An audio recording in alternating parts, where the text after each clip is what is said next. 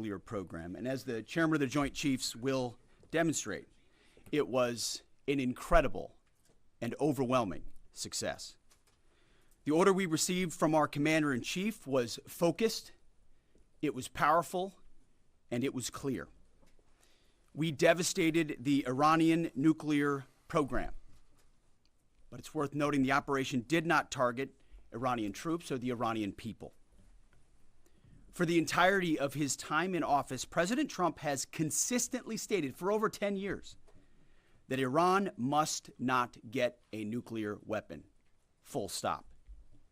Thanks to President Trump's bold and visionary leadership and his commitment to peace through strength, Iran's nuclear ambitions have been obliterated. Many presidents have dreamed of delivering the final blow to Iran's nuclear program, and none could until President Trump. The operation President Trump planned was bold and it was brilliant, showing the world that American deterrence is back. When this president speaks, the world should listen. And the U.S. military, we can back it up. The most powerful military the world has ever known. No other country on planet Earth could have conducted the operation that the chairman is going to outline this morning. Not even close. Just like Soleimani found out in the first term, Iran found out when POTUS says 60 days that he seeks peace and negotiation, he means 60 days of peace and negotiation. Otherwise, that nuclear program, that nuclear capability will not exist. He meant it. This is not the previous administration. The President Trump said no nukes. He seeks peace, and Iran should take that path. He sent out a truth last night saying this: any retaliation by Iran against the United States of America will be met with force far greater than what was witnessed tonight. Signed, the President of the United States, Donald J. Trump. Iran would be smart to heed those words. He's said it before, and he means it. I want to give recognition to the Chairman of the Joint Chiefs of Staff, the Joint Staff, General Eric Kurilla at CENTCOM, who did a phenomenal job, he and his staff, all of CENTCOM. Policy, across the board, this was a joint effort, and across the Pentagon effort. I want to recognize the pilots who flew those bombers, who flew those fighters, who flew those refuelers, warriors. I want to recognize the sailors on those destroyers, in those subs, on those carriers, warriors, all of them. I want to recognize our soldiers doing air defense, base defense, QRF, warriors, all of them. Every American involved in this operation performed flawlessly. And I want to give recognition to our allies in Israel as well. This is a plan that took months and weeks of positioning and preparation so that we could be ready when the President of the United States called. It took a great deal of precision. It involved misdirection and the highest of operational security. Our B-2s went in and out of downtown Tehran, of these nuclear sites, in and out and back without the world knowing at all. In that way, it was historic. A strike that included the longest B-2 Spirit bomber mission since 2001 and the first operational employment of the MOP, a massive ordnance penetrator. The mission demonstrated to the world the level of joint and allied integration that speak to the strength of our alliance and our joint forces. As President Trump has stated, the United States does not seek war, but let me be clear.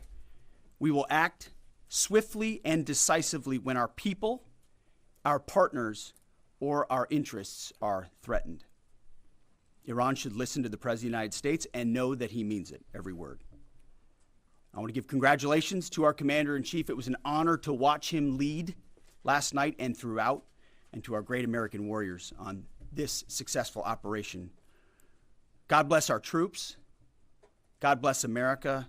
And we give glory to God for his providence and continue to ask for his protection. I turn it over now to the chairman for specifics. Thank you, Mr. Secretary. Thanks for recognizing all of our folks out there doing our nation's work, and nice to see everybody on this early Sunday morning.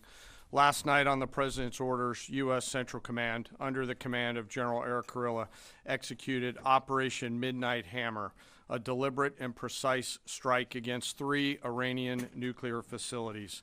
This was a complex and high-risk mission carried out with exceptional skill and discipline by our joint force. I want to thank every service member, planner, operator that made this mission possible. Their actions reflect the highest standards of the United States Armed Forces.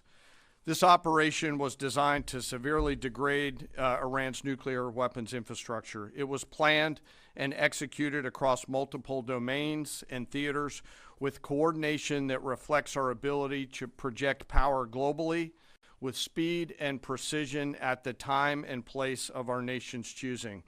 This was a highly classified mission with very few people in Washington knowing the timing or nature of this plan. I'll refer you to the graphic on the side as I walk you through some of the operational details. At midnight Friday into Saturday morning, a large B-2 strike package comprised of bombers launched from the continental United States. As part of the plan to maintain tactical surprise, part of the package proceeded to the west and into the Pacific as a decoy, a deception effort known only to an extremely small number of planners and key leaders here in Washington and in Tampa.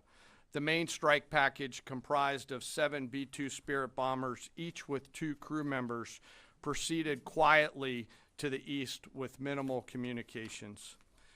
Throughout the 18-hour flight into the target area, the aircraft completed multiple in-flight refuelings.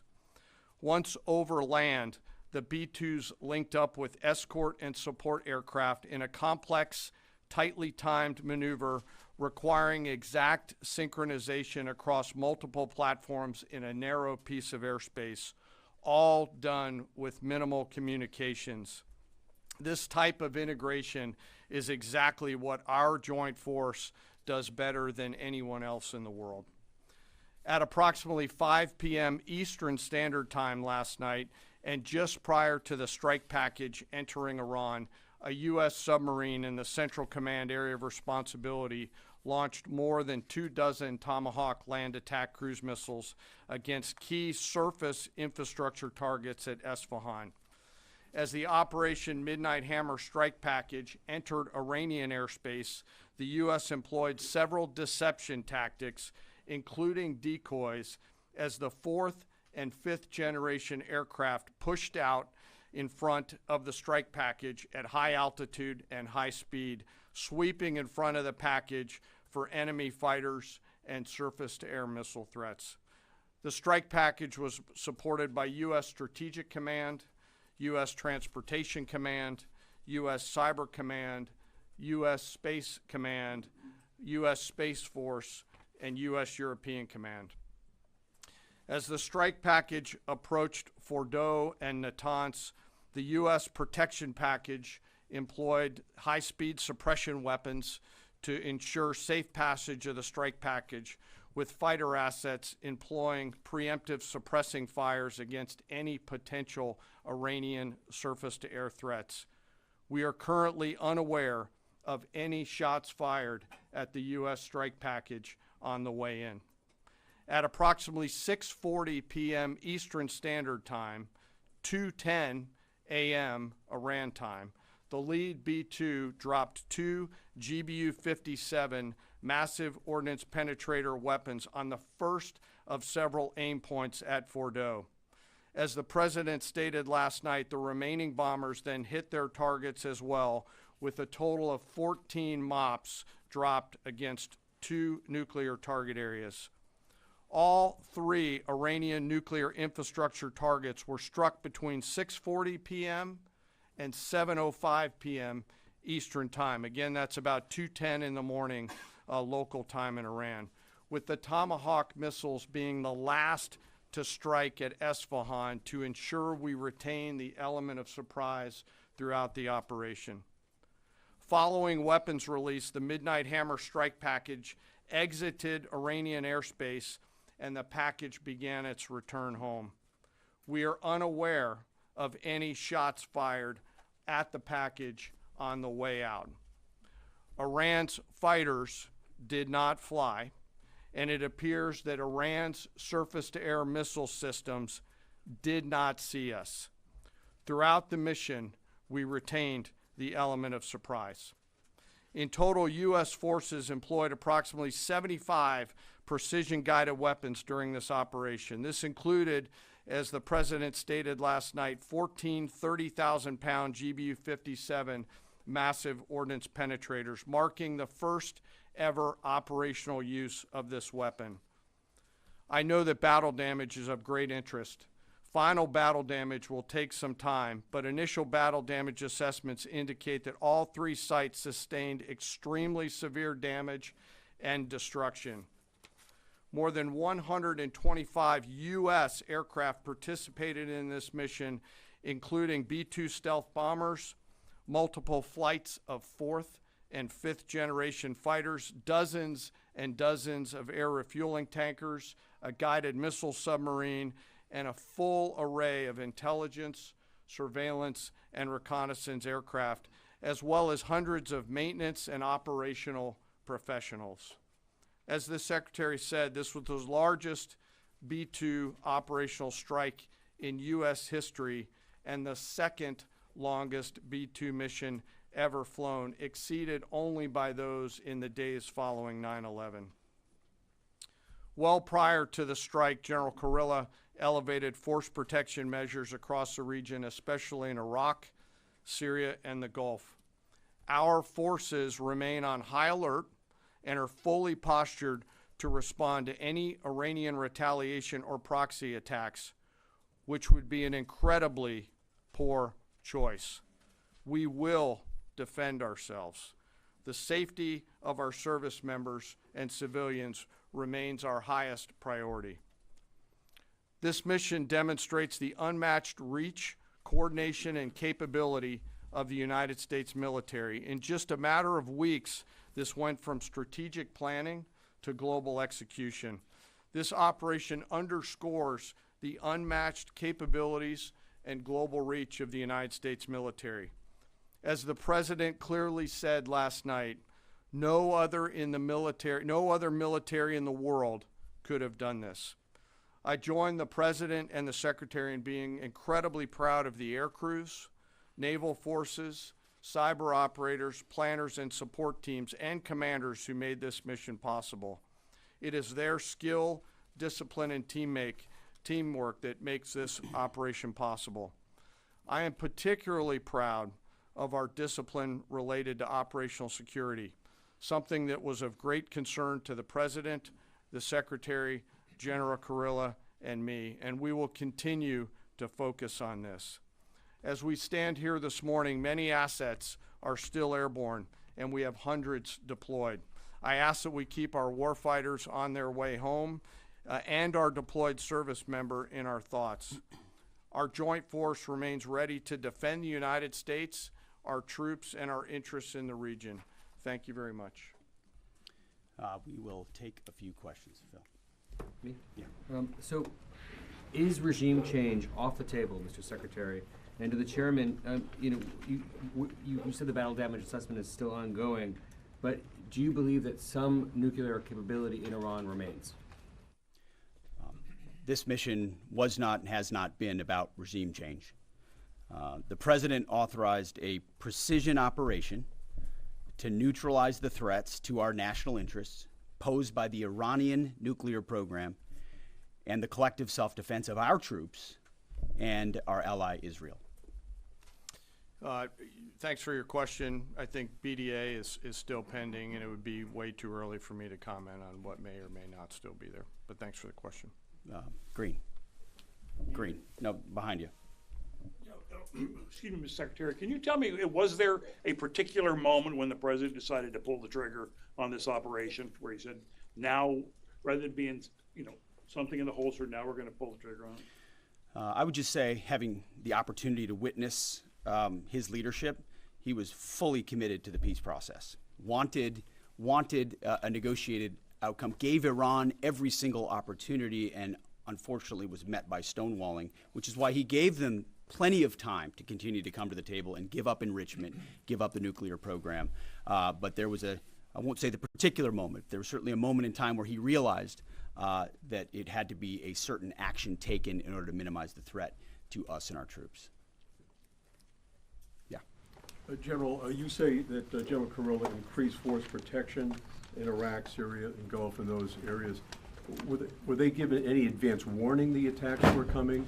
And also, Mr. Secretary, when were congressional leaders notified? How long before the attacks took place? Sure. To your first question, you know, the risk has clearly been rising over the last few weeks in the region. Based on that, and not a particular awareness of this operation, we've made smart decisions to minimize the risk to U.S. forces in the region. So they were given no advance warning? No, sir. And congressional? They were notified after the planes were safely out. Well, we complied with the notification requirements of the War Powers Act. After the attacks, they were notified? They were immediately thereafter. Yes. Thank you, Secretary. Two quick questions. Do you believe you completely destroyed Iranian nuclear program?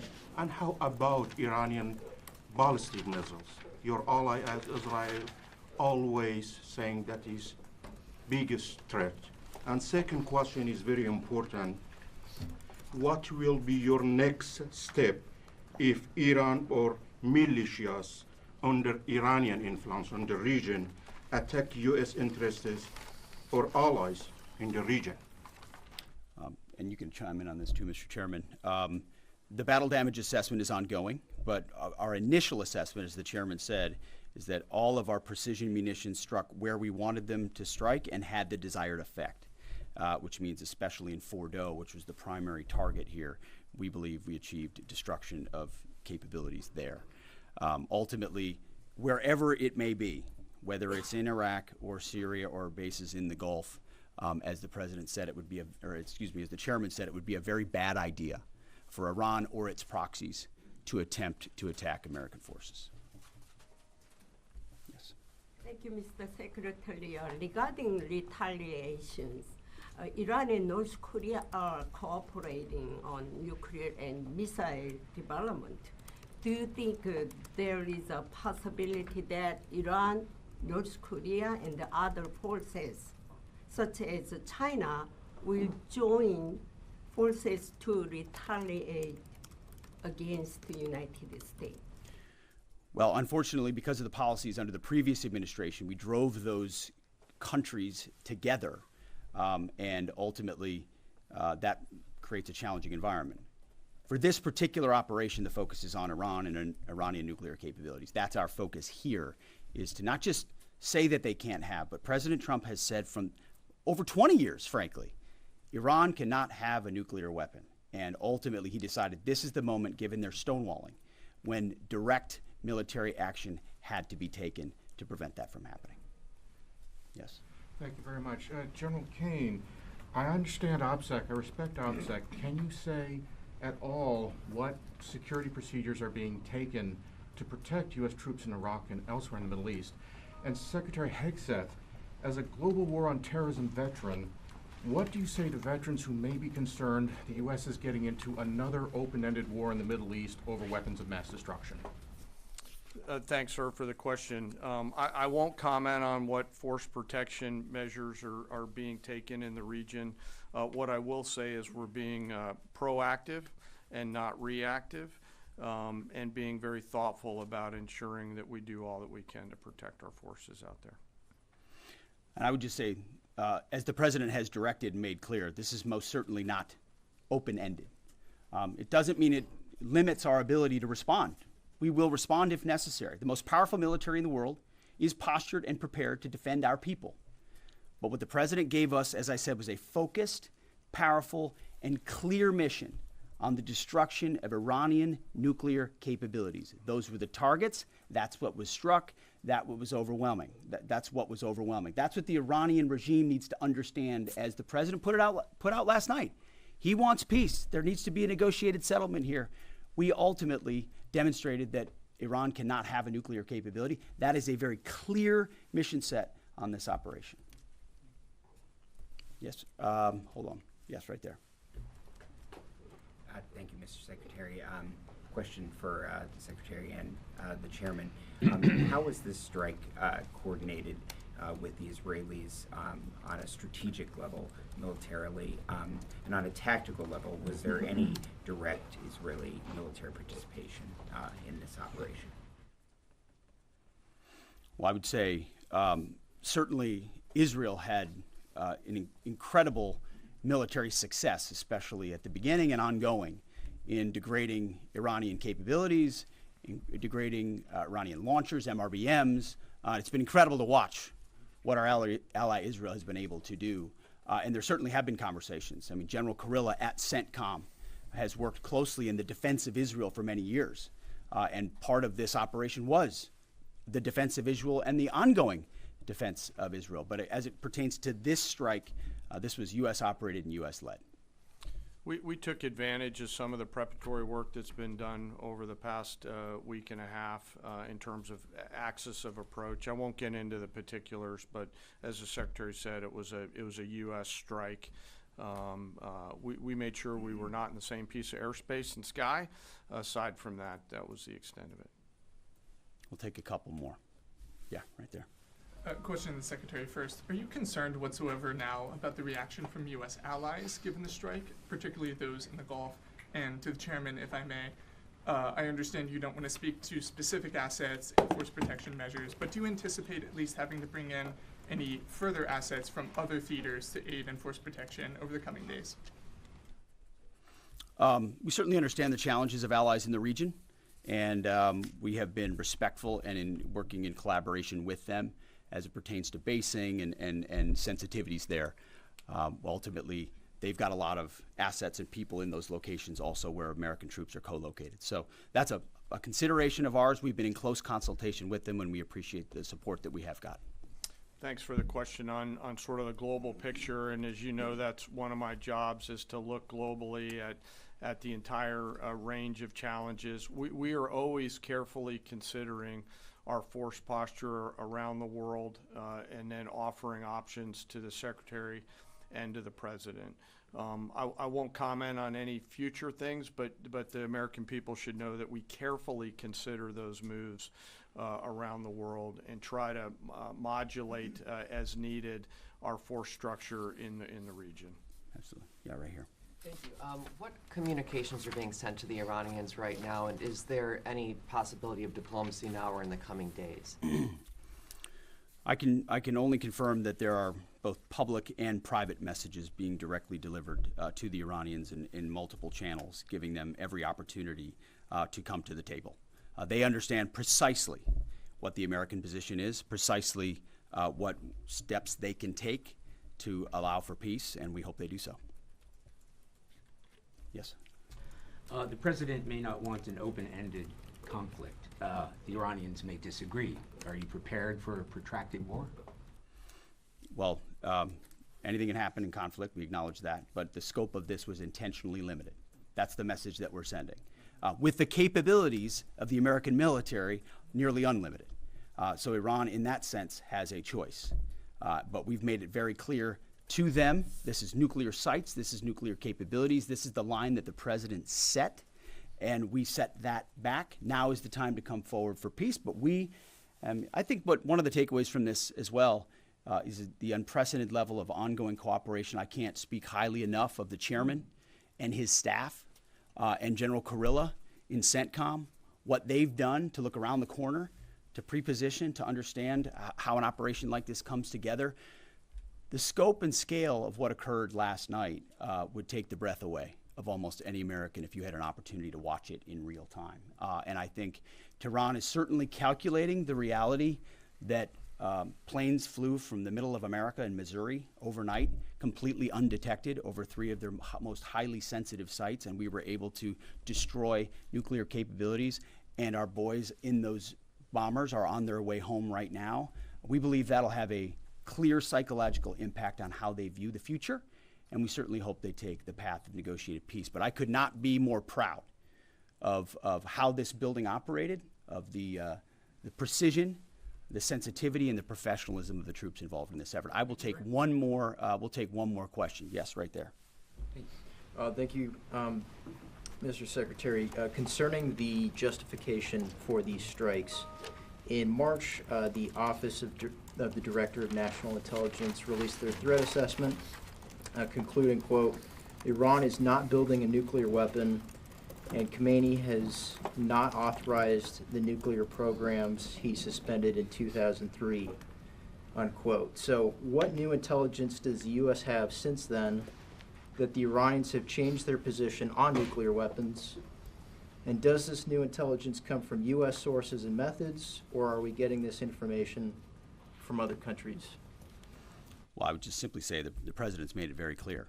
He's looked at all of this, all of the intelligence, all of the information, and come to the conclusion that the Iranian nuclear program is a threat, and was willing to take this precision operation to neutralize that threat in order to advance American national interests, reduce the Iranian nuclear program, and obviously collective self-defense of ourselves and our allies. So he looked at all of it, understood the nature of the threat, and took bold action I think the American people would expect in a commander-in-chief. That's all we've got. Thank you very much. Appreciate it. Mr. Chairman. Mr. Chairman, do you have any of the WC-135s up to check the radioactive material?